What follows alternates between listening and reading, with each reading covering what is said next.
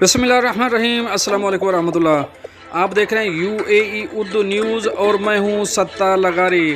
خبروں کی تفصیل کی طرف جانے سے پہلے ایک ریکویسٹ، اگر آپ میرے چینل پہ پہلی بار آئے ہیں تو پلیز چینل کو سبسکرائب کر دیجئے اور ساتھ بیل کے آئیکن کے اوپر بھی کلک کر دیجئے۔ اب چلتے ہیں خبروں کی تفصیل کی طرف۔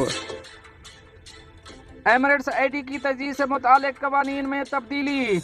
اب اس خبر کی تفصیلات کے مطابق ICP نے ایمریٹس ID کی دیر سے تجدید پر جرمانے سے مستثنی زمروں کی وضاحت کی ہے۔ بیاج ختم ہونے کی تاریخ سے 30 دنوں کے اندر کارڈ کی تجدید یا اپ ڈیٹ کرنے میں ناکامی کے نتیجے میں 20 درہم یومیہ تک جرمانہ ہو سکتا ہے، جو زیادہ سے زیادہ 1000 درہم تک جا سکتا ہے۔ تاہم اماراتی اور غیر ملکی مخصوص حالات میں جرمانے سے استثناء کی درخواست دے سکتے ہیں۔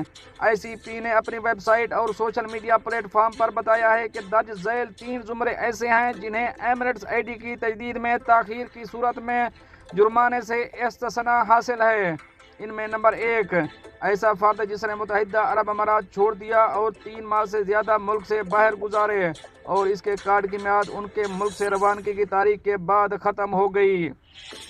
نمبر 2، ایسا شخص جس کے کارڈ کی میعاد انتظامی فیصلے یا عدالتی حکم کے ذریعے ملک بدر ہونے کے بعد ختم ہوئی ہو، یا جس کا پاسپورٹ زیر التوا مقدمات کے باعث ضبط کر لیا گیا ہو، بشرطے کہ یہ مجاز حکام کے جاری کردہ خط یا رسید سے ثابت ہو جس نے اسے ملک بدر کر دیا یا مقدمات کو زیر التوا رکھا۔ کوئی ایسا فرد بھی جرمانے سے استثناء کی درخواست دے سکتا ہے جسے متحدہ عرب امارات کی شہریت اور فیملی بک حاصل کرنے سے پہلے کی مدت تک کارڈ جاری نہ کیا گیا ہو۔ بتایا گیا ہے کہ ایمریٹس ID کی تجدید میں تاخیر پر جرمانے سے استثناء کی درخواست دینے کی کوئی فیس نہیں ہے۔ استثناء کی درخواست کے لیے اہل افراد کو کارڈ کی تجدید کے لیے منظور شدہ پرنٹنگ دفاتر میں سے کسی ایک کے ذریعے الیکٹرانک طور پر ICP ویب سائٹ کے ذریعے یا سمارٹ ایپلیکیشن کے ذریعے اس عمل کا آغاز کرنا ہوگا۔ خیال رہے کہ ایمریٹس ID حاصل کرنا متحدہ عرب امارات کے تمام باشندوں بشمول اماراتیوں، خلیجی تعاون کونسل کے ممالک شہریوں اور متحدہ عرب امارات میں مقیم غیر ملکیوں کے لیے لازمی ہے۔ ان میں سے کسی ایک زمرے میں شامل کسی بھی فرد کو ICP سے کارڈ کے لیے درخواست دینی اور اس کی میعاد ختم ہونے پر اس کی تجدید کروانی ہوگی۔ اب چلیں گے اپنی نیکسٹ اپڈیٹ کی طرف۔ متحدہ عرب امارات میں ٹریول بین خود بخود ختم کرنے کا نیا نظام نافذ۔ اب اس خبر کی تفصیل۔ خلیج ٹائم کے مطابق متحدہ عرب امارات اور خطے میں اپنی نوعیت کا پہلا نظام اب تمام عدالتی نفاذ کے فیصلوں کو فوری طور پر ٹریک کرتا ہے اور واجبات کی مطلوبہ ادائیگی کے بعد انہیں منسوخ کر دیتا ہے۔ ابوظہبی جوڈیشل ڈپارٹمنٹ نے یہ نیا نظام اپنایا ہے جو ادائیگی کی حیثیت کا پتہ لگاتا ہے، اور جب ایک بار کسی بھی نادہندہ شخص نے جرمانہ وغیرہ کی ادائیگی مکمل کر لی تو یہ اصل فیصلے کو خود بخود منسوخ کر دیتا ہے۔ الیکٹرانک منظوری کے بعد اسے متعلقہ حکام کو بھیج دیا جاتا ہے۔ یہ نیا نظام اس بات کو یقینی بناتا ہے کہ افراد کو ادائیگی اور منسوخی کے ثبوت سے متعلق دستاویزات جمع کرانے کی پریشانی سے گزرنے کی ضرورت نہ رہے۔ یہ نظام اس بات کو بھی یقینی بناتا ہے کہ اس عمل کو نافذ کرنے والے افسران اور ججوں کی مداخلت کے بغیر ادائیگیوں کو آسانی سے انجام دیا جائے۔ عدم ادائیگی کی وجہ سے سفری پابندی عائد ہونے کی صورت میں ایک بار ادائیگی کا عمل مکمل ہونے پر سمارٹ ایپ کے ذریعے ٹریول بین منسوخی کے فیصلے کی کاپی ڈاؤن لوڈ کر سکتے ہیں۔ اس کے بعد وہ طریقہ کار پر عمل کرتے ہوئے سفر کر سکتے ہیں اور ضرورت پڑنے پر فیصلے کی صرف سافٹ کاپی دکھانا ہوگی۔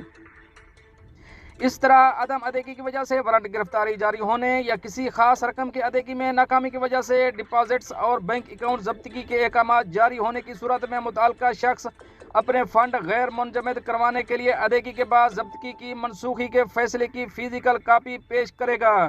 نیا نظام خود بخود ججوں اور افسران کو اندرونی طور پر بنائے گئے ڈیجیٹل سسٹم کے ذریعے مطلع کرتا ہے، ساتھ ہی جواب دہندگان کے کیس کی پیروی اور نگرانی کے بارے میں اپ ڈیٹ بھی کرتا ہے۔ اب چلیں گے اپنی نیکسٹ اپڈیٹ کی طرف۔ متحدہ عرب امارات نے انکم ٹیکس سے متعلق وضاحت جاری کر دی۔ اب اس خبر کی تفصیل۔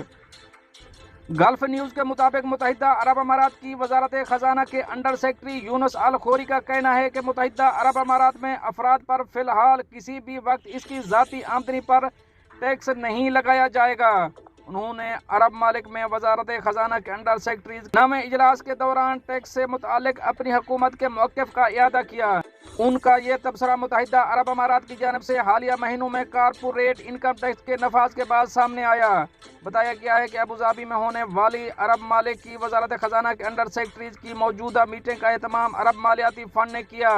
اس میں وزارت خزانہ کے انڈر سیکرٹریز کے علاوہ متعدد ماہرین نے شرکت جن کا تعلق بین الاقوامی مالیاتی فنڈ IMF اور ورلڈ بینک اور اقتصادی تعاون اور ترقی کی تنظیم OECD سے ہے۔ اجلاس میں حاضرین نے عرب ممالک میں مالیاتی پالیسیوں سے متعلق متعدد امور پر تبادلہ خیال کیا۔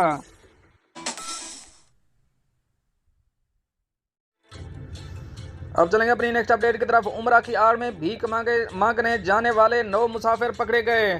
اب اس خبر کی تفصیل۔ FIA امیگریشن نے ملتان ایئرپورٹ پر بھیک مانگنے کے لیے بیرون ملک جانے والے 9 مسافروں کو آف لوڈ کر دیا۔ ترجمان FIA امیگریشن کے مطابق ملزمان عمرے کی آڑ میں بھیک مانگنے سعودی عرب جا رہے تھے۔ ملزمان نے پرواز نمبر PA870 سے سعودی عرب جانے کی کوشش کی۔ FIA کے ترجمان کا کہنا تھا کہ ابتدائی تفتیش سے معلوم ہوا کہ خاتون ایجنٹ بھی ملزم کے ساتھ تھی۔ ملزم کے پاس کوئی ہوٹل بکنگ نہیں تھی۔ اس گروپ میں 6 خواتین اور 2 مرد بھی شامل تھے۔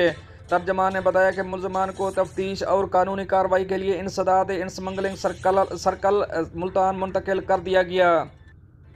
ترجمان کا مزید کہنا تھا کہ بیرون ملک بھیک مانگنے میں ملوث عناصر کے خلاف سخت کریک ڈاؤن جاری ہے۔ مسافروں کی سخت اسکریننگ جاری ہے۔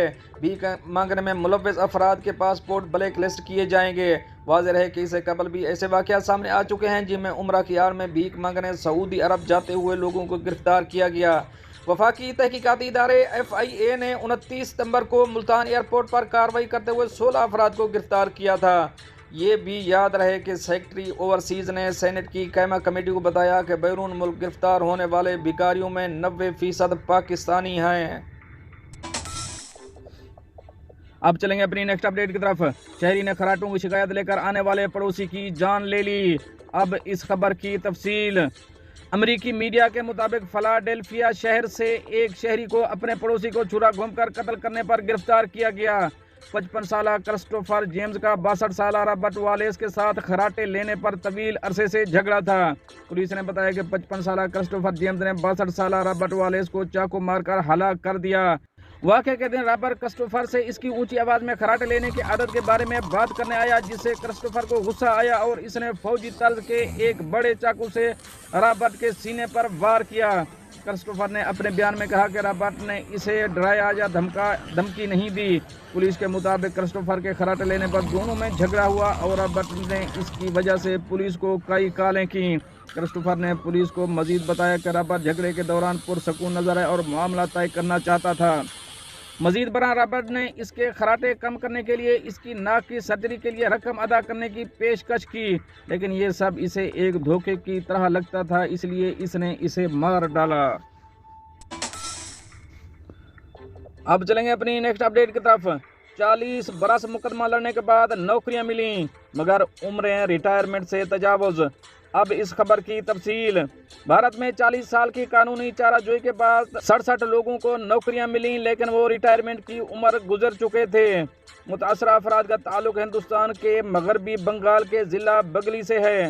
متاثرین میں سے ایک دین بدوا بھٹواچاریہ عمر 64 سال نے اپنے نو عمری کے دنوں میں پرائمری اسکول ٹیچر کی نوکری کے لیے درخواست دی اور جمعرات کو جواب موصول ہوا۔